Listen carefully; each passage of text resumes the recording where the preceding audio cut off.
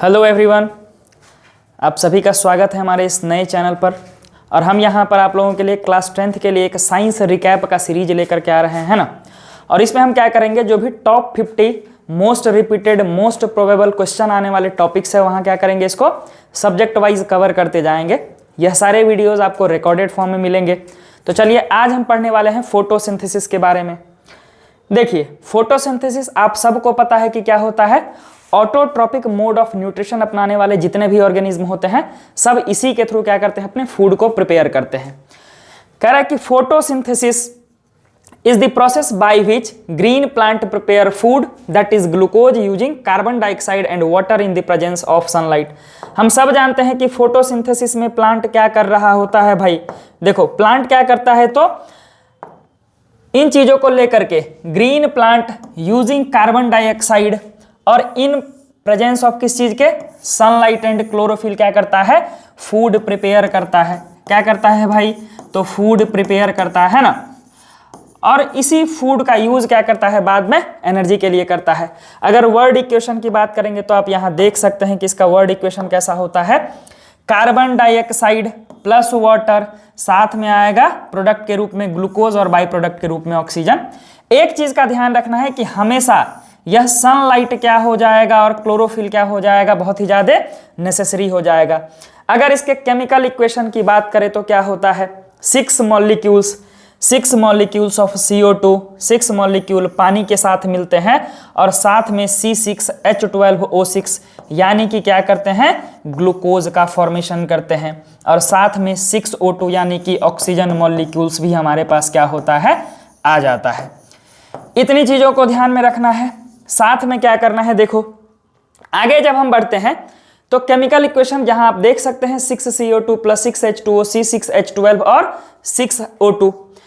Sunlight सबसे necessary condition में सबसे पहला है कि हमेशा क्या हो जाएगा, फोटोसिंथेसिस को स्टार्ट होने के लिए सनलाइट का रिक्वायरमेंट होगा।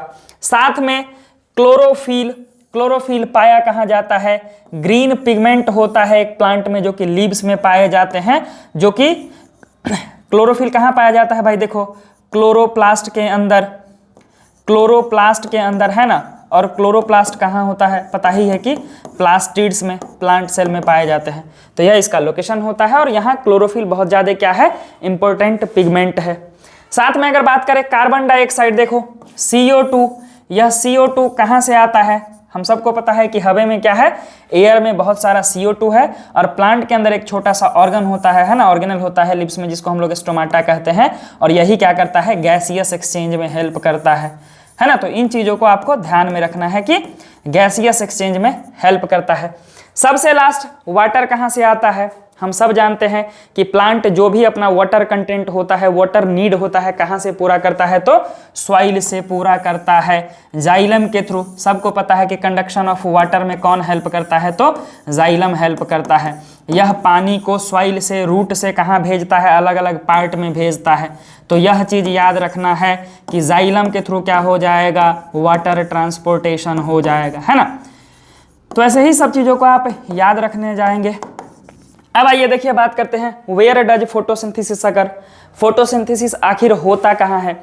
जितने भी ग्रीन कलर के ग्रीन पार्ट होते हैं प्लांट के, है ना, उन सब जगह पर क्या होगा, फोटोसिंथेसिस होगा। मेनली हम सब जानते हैं प्लांट का लीव्स जो है वह कैसा है, ग्रीन है। और स्पेसिफिकली क्लोरोप्लास्ट में क्या होता है, क्लोरोफिल प्रेजेंट होता है, यहीं पर होता है क्लोरोप्लास्ट। देखो क्लोरोप्लास्ट कंटेन क्लोरोफिल, क्लोरोप्लास्ट जो कि प्लास्टिड में पाया जाता है उसके अंदर क्लोरोफिल होता है, विच ट्रैप सनलाइट। फोटोसिंथेसिस को स्टार्ट करने के लिए जो सनलाइट चाहिए उसको ट्रैप करने का काम कौन करेगा, तो यह क्लोरोप्लास्ट करेगा, है ना। अब बात आता है, देखिए स्टेप्स ऑफ फोटोसिंथेसिस।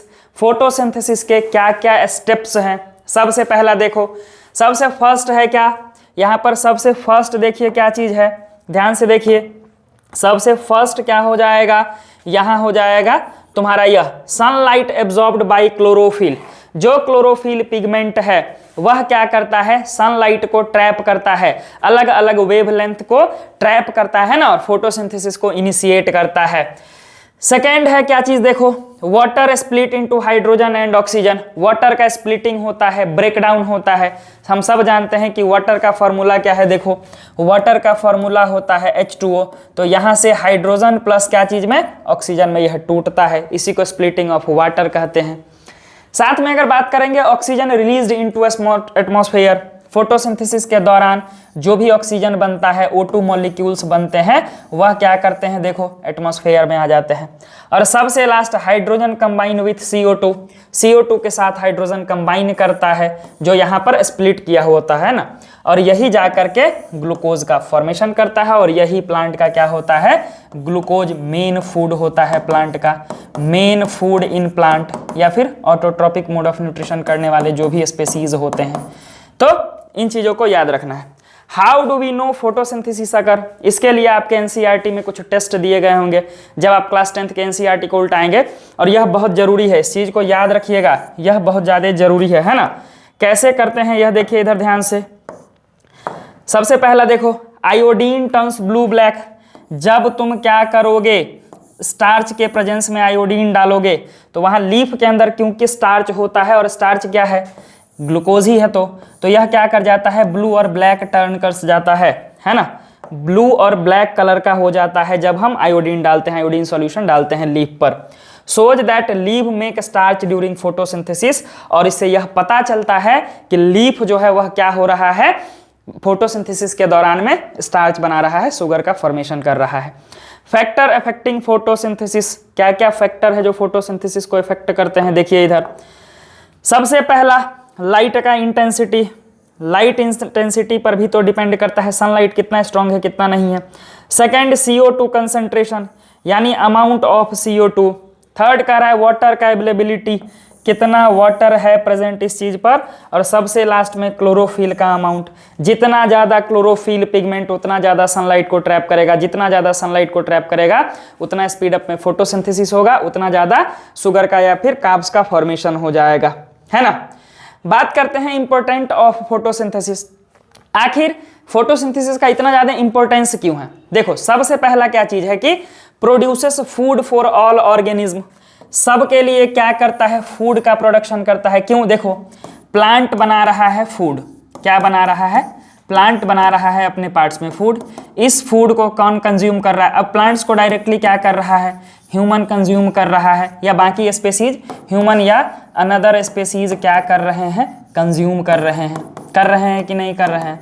तो जब तुम इसको कंज्यूम कर रहे हो तो इनडायरेक्टली प्लांट के फूड को ही क्या कर रहे हो, प्लांट ही तो तुम्हारे लिए क्या कर रहा है, फूड प्रिपेयर कर रहा है। तो इनडायरेक्ट रूप से फूड प्रिपरेशन में जो भी एनिमल स्पेसीज होते हैं उसके लिए भी, फूड के लिए वह डिपेंडेंट होते हैं प्लांट पर। Releases oxygen required for respiration, हम सब जानते हैं कि हम सब क्या करते हैं, हमारे बॉडी के अंदर जितना फूड जाता है उसका होता है रेस्पिरेशन, यानी कि ब्रेकडाउन। और इस ब्रेकडाउन में क्या होता है भाई, तो उस O2 का यूज होता है, इस O2 के हेल्प से ऑक्सीडेशन ऑफ फूड होता है ना, ऑक्सीडेशन ऑफ फूड होता है ना, और तब हम वहाँ से एनर्जी ले पाते हैं। Third, maintain oxygen carbon dioxide balance, oxygen carbon dioxide के बैलेंस को मेंटेन करता है ना। देखो फोटोसिंथेसिस में ऑक्सीजन बन रहा है तो CO2 यूज भी तो हो रहा है ना। यह कहाँ हो रहा है, फोटोसिंथेसिस में हो रहा है, यह चीज ध्यान में रखना है। दूसरा क्या हो रहा है, देखो रेस्पिरेशन की अगर बात करेंगे, रेस्पिरेशन की, तो रेस्पिरेशन में O2 का क्या हो रहा है, यूज हो रहा है, और CO2 का क्या हो रहा है, तो फॉर्मेशन हो रहा है। CO2 क्या बनता है, साथ में ATP भी बनता है वहाँ। Basis of life on earth, हम सब जानते हैं कि अगर ह्यूमन लाइफ को सर्वाइव करना है तो ऑक्सीजन कितना ज़्यादा जरूरी है, CO2 कितना ज़्यादा जरूरी है। तो यह सब तो क्या आ रहा है, फोटोसिंथेसिस ही तो ऑक्सीजन को प्रोवाइड कर रहा है ना। तो इसीलिए बेसिस ऑफ ह्यूमन लाइफ भी हो गया। यह सब चीज़ था ओवरऑल फोटोसिंथेसिस के बारे में जितना भी इंपॉर्टेंट डिटेल था। अब बात करते हैं हमारे बोर्ड एग्जाम की। बोर्ड एग्जाम में कुछ इंपॉर्टेंट क्वेश्चन पूछे जाते हैं, देखो जैसे डिफाइन फोटोसिंथेसिस, फोटोसिंथेसिस क्या है। Second, right chemical equation of photosynthesis, वही CO2 प्लस H2O का जो इक्वेशन है ग्लूकोज और ऑक्सीजन मॉलिक्यूल के साथ। What is the role of stomata, stomata का रोल क्या होता है, सबको पता है क्या होता है, गैसियस एक्सचेंज करता है स्टोमाटा, है ना, गैसियस एक्सचेंज में इसका रोल है। तो यह चीज, इसके अलावा why are chloroplast important? Chloroplast क्यों इंपॉर्टेंट है? इनके अंदर होता है क्लोरोफिल। क्या होता है? क्लोरोफिल होता है। और यह हेल्प करते हैं किस चीज में? Trapping sunlight. किस चीज में? ट्रैपिंग सनलाइट, है ना, या फिर trapping light energy, light energy. और यह एक इसेंशियल कंडीशन है किस चीज के लिए? फोटोसिंथेसिस के लिए। Name the factor affecting photosynthesis, वही था CO2 कंसंट्रेशन, वाटर मॉलिक्यूल, ये सब चीज, है ना। How would you test leaf for starch? वही आयोडीन टेस्ट के थ्रू। किसके थ्रू? है ना, इसके थ्रू कर सकते हैं, आयोडीन टेस्ट के थ्रू। आयोडीन टेस्ट के थ्रू हम क्या करते हैं? स्टार्च के प्रेजेंस को पहचानते हैं। स्टार्च के प्रेजेंस को हम क्या करते हैं? फील करते हैं। तो इन सारी चीज़ों को ध्यान में रखना है। ये था मेन, है ना। चलिए यहाँ तक इस वीडियो को देखिए। अगर आपको बहुत यूज़फुल लग रहा है, वैसे एग्जाम आ रहा है तो हम क्या करेंगे? सारे ही छोटे छोटे टॉपिक को कवर करते जाएंगे, है ना। बस आप लगे रहिए, अपने एग्जाम की तैयारी करते रहिए। होप है कि आप बहुत अच्छा स्कोर करेंगे। लेक्चर को देखने के लिए बहुत बहुत थैंक्स, है ना। बाकी इसके जो भी नोट्स होंगे आपको हमारे टेलीग्राम पर मिल सकता है, साथ में आप हमारे इंस्टा पर भी जुड़ सकते हैं, है ना। तो अगर वीडियो अच्छा लगा हो तो चैनल को जरूर सब्सक्राइब कीजिएगा। आगे इसी टाइप के बहुत सारे कंटेंट लेकर के हम क्या करेंगे? डेली आते रहेंगे। चलिए यहीं पर इसको एंड करते हैं।